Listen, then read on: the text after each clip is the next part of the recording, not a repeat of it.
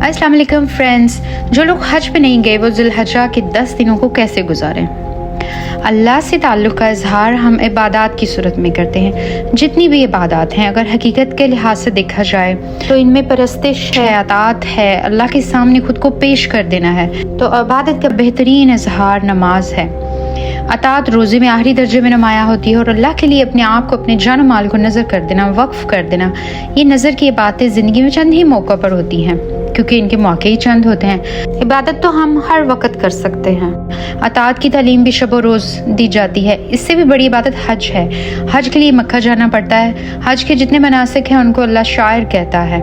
अलामती इजहार है नज़र का, यानी अल्लाह के सामने अपने आप को पेश करने का अलामती इजहार हम करते हैं। इसको नज़र कहा जाता है। नज़र कहाँ करना पड़ता है खुद को? शैतान के खिलाफ जंग में, यानी जब कभी अल्लाह बुलाएगा शैतान के खिलाफ बरसरे जंग हूँ तो मैं अगर जान भी देनी पड़े तो दे दूंगा। यही रूह है सारी हज की। इस सारे अमल को हज के दौरान एक तमसील की सूरत में ढाल दिया जाता है, यानी हम अल्लाह की अताअत का इजहार करके आते हैं शैतान के खिलाफ। चूँकि हर शख्स के लिए हज पे जाना मुमकिन नहीं है, साल में एक मरतबा मौका मिलता है, पता नहीं हालात कैसे हों, तो इससे कदरे सहूलत की चीज़ है उम्रा।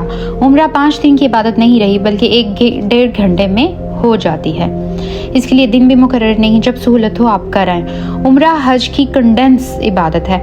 उम्रे के लिए भी जाना मुमकिन नहीं तो ईद उल अज़हा का त्यौहार मनाएं। आप सल्लल्लाहु अलैहि वसल्लम ने जब इस्लाम फैलने लगा तो ईद उल अज़हा का त्यौहार जारी किया। ये आप सल्लल्लाहु अलैहि वसल्लम ने जारी किया। इससे पहले दीन इब्राहिमी की रवायत में त्यौहार नहीं था।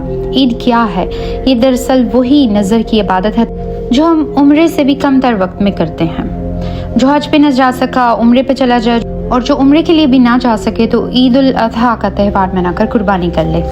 इन 10 दिनों में अल्लाह की खूब तकबीरें बुलंद करनी चाहिए। अल्लाह अकबर, अल्लाह अकबर, ला इलाहा इल्लल्लाह, अल्लाह अकबर वलिल्लाहिल हम्द, यानी हम अल्लाह की तौहीद बयान करते हैं नमाजों में हर वक्त। और अल्लाह तौफीक दे तो कुर्बानी करे।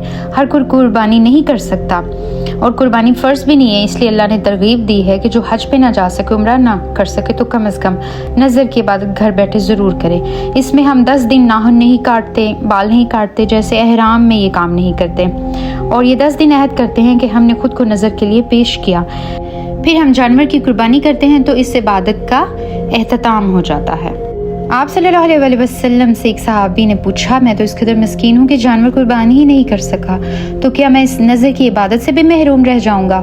आप सल्लल्लाहु अलैहि वसल्लम ने कहा, नहीं, तुम पहली तारीख को नाखून नहीं काटोगे, बाल नहीं मुंडोगे और फिर जैसे ही ईद की नमाज़ पढ़ के आओगे तो ये सब कुछ कर लोगे, तो तुम्हारे लिए ये पूरी कुर्बानी हो गई।